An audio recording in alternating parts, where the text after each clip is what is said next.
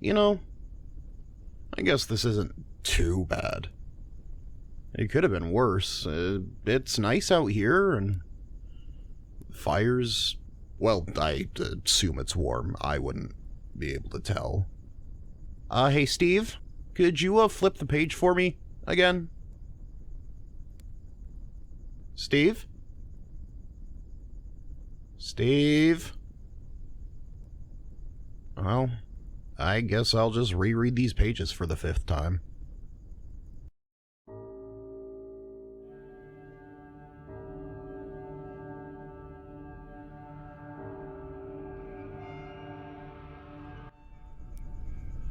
On J. Allen Hynek's scale of UFO encounter classification, a close encounter of the 5th kind is defined by witnessing a UFO or alien in action and establishing a line of communication with extraterrestrial beings. However, abnormal cases that go beyond the qualifications of encounter classifications do arise from time to time. In the strange case of the Sutton household, how would you classify an encounter in which you and your family were engaged in a 4-hour-long gunfight with extraterrestrials? The date, August 21st, 1955. The location, the Sutton family farmhouse between Kelly and Hopkinsville, Kentucky. That night, Elmer Lucky Sutton and John Charlie J.C. Sutton, along with their wives and children, were hosting guests at their mother Glennie Langford's house for a casual evening of games and dinner. Along with the Sutton boys and their mother, the attendants were comprised of Lucky's wife Vera, JC's wife Aline, Aline's brother O.P. Baker, friends Billy Ray and June Taylor, and Glennie's 3 younger children. With a total of 8 adults and 3 children in the house, attention was easily divided between conversations, paying no attention to Billy Ray Taylor as he left the house to fetch drinking water from the well. At the well, Billy Ray's eyes aimlessly wandered to the clear night sky, an unobstructed view compared to the nearby cityscapes. For only a brief moment, Billy Ray caught a glimpse of an unusual object streaking across the stars near the farmstead. Shaken and concerned, Billy Ray retreated back into the house and frantically told the rest of the guests what he had witnessed. What Taylor described to the family was similar to a stereotypical flying saucer. Compact, disc-shaped, with a metallic finish moving at unimaginable speeds. What spooked Billy Ray most about this object, though, was with his estimation based on the trajectory that the UFO may have landed a little over half a mile away from the house. As he finished recounting his story, Taylor was only met with laughter and ridicule from his friends. The incident was shrugged off as an overreaction to a shooting star, and the occupants returned to their game of cards. A little over an hour later, the family dog began to bark frantically outside, a sign that wild animals or thieves had made their way onto the farm. Billy Ray used this as an opportunity to finally convince Lucky to go outside and investigate the premises with him. The pair cautiously wandered outside toward the location of the dog's barking, startled as the otherwise courageous family dog sprinted past them toward the house, emotion stirring in the nearby tree line that bordered the property. Despite the clear night sky, trees enshrouded whatever was making the noise, preventing Lucky and Billy Ray from identifying what may have alarmed their trusted guard. Knowing they had not a minute to waste, the pair ran back to the house and armed themselves with a pistol and a 12-gauge shotgun, ignoring questioning from the rest of the group. Billy Ray and Lucky had been known to pull pranks before, but Glennie knew that neither her son nor his friend would resort to bringing out firearms for the sake of a practical joke. What the men were preparing for was unknown to her, but Glennie insisted to herself that the land she had lived on for decades was completely safe. Nevertheless, she saw the concern in the eyes of her son and set the children to bed as the 2 men set back out toward the scene of the disturbance, ready to fend off any intruders from the house. It didn't take that long for Billy Ray and Lucky to find their potential attackers, though, as when they approached the main screen door of the house, they finally had a clear view of what had caused the disturbance, emerging from the forest into the pale moonlight.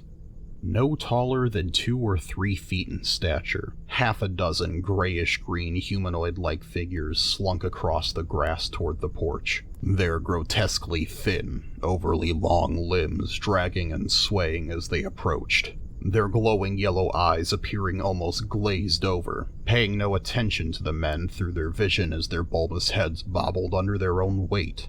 Rather, it seemed as though the beings were using their ears in place of their lifeless eyes, pointed bat-like ears, on either side of the head, which would snap in position in the direction of any sound being made.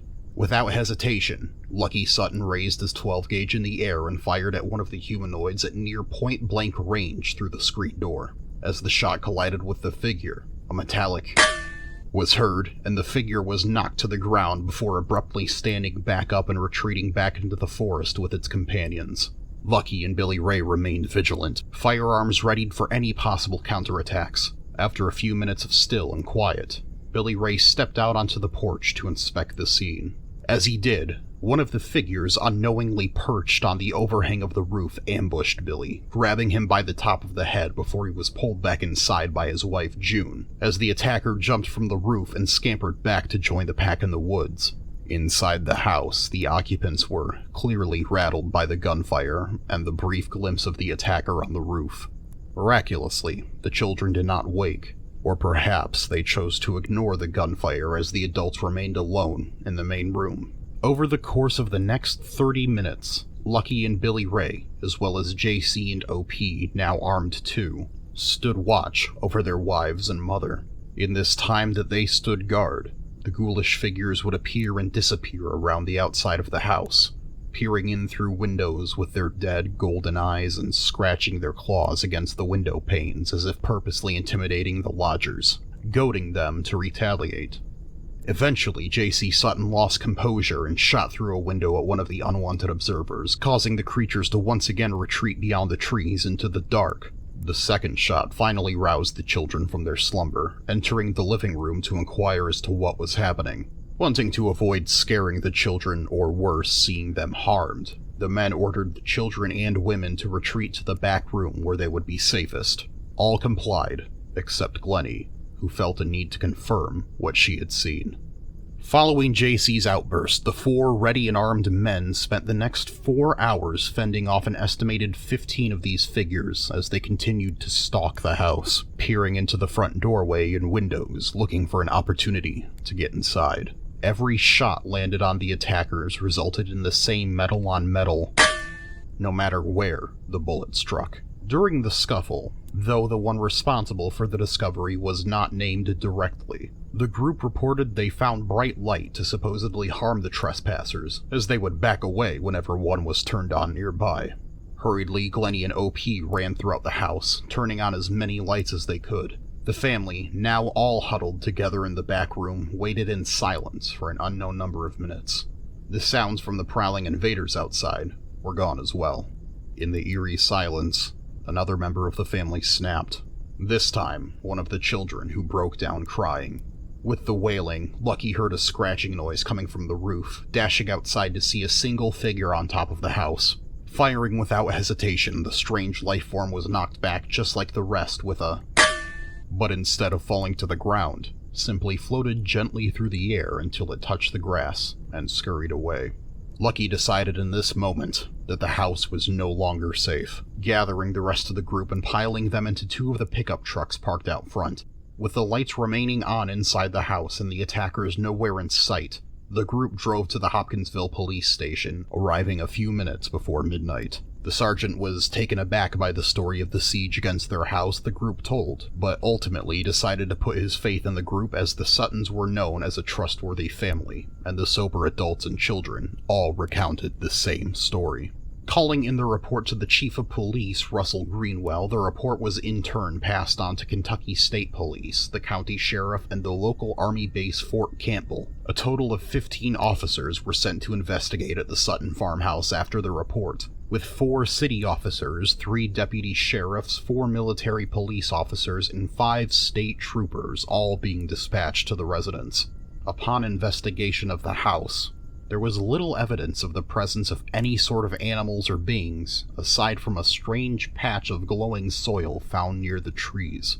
Now, there may not have been evidence of living beings on the premises, but there was certainly evidence of gunfire, as bullet holes riddled nearby trees as well as the windows and doors of the house. The investigation concluded, and the Suttons and friends returned back to the house in the early morning, attempting to forget about the nightmare they had just lived through during the night.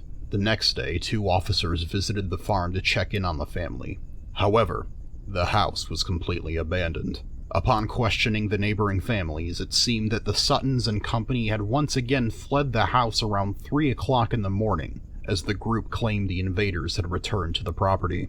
Eventually, Glennie, her children, and the others returned to the farm after an unnamed period of time, but remained cautious ever since. The Kelly-Hopkinsville encounter was the forefront of the little green men boom in the United States, with the phrase being picked up and used by news outlets and media to describe the creatures reported in the encounter.